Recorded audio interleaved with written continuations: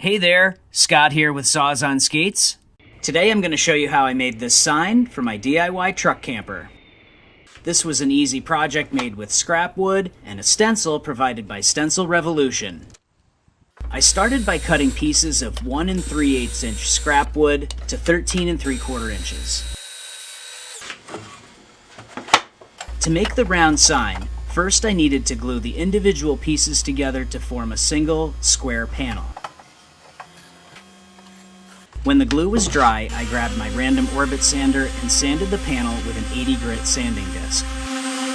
Next, I located the center of the panel by placing a straight edge from corner to corner and making a mark in the center.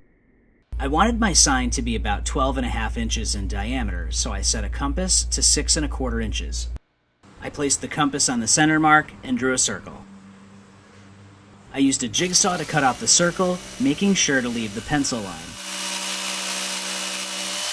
Then I used a stationary disc sander to sand to the line. This step could also be done by hand with a sanding block and sandpaper or a random orbit sander.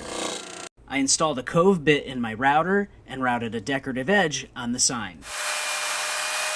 Now for a little priming. I already had my paint sprayer out to prime another project, so I used it for the sign too. Once the primer was dry, I painted the sign red. After the paint was dry, I positioned the stencil provided by Stencil Revolution and held it in place with some painter's tape. I loaded a stipple brush and removed the excess paint on a paper towel. To fill in the areas of the stencil, I used an up and down pouncing motion.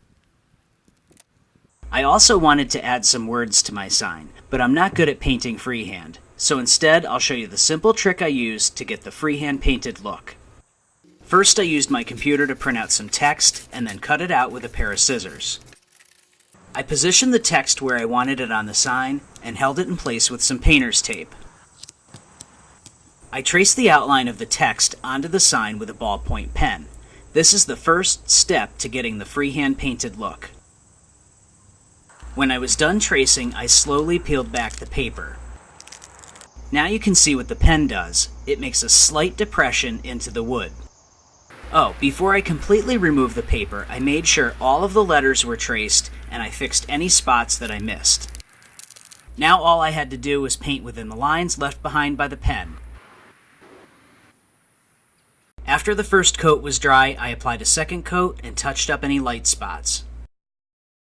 All that's left is to attach the sign to the camper door. That's all there is to making a sign with scrap wood and a stencil.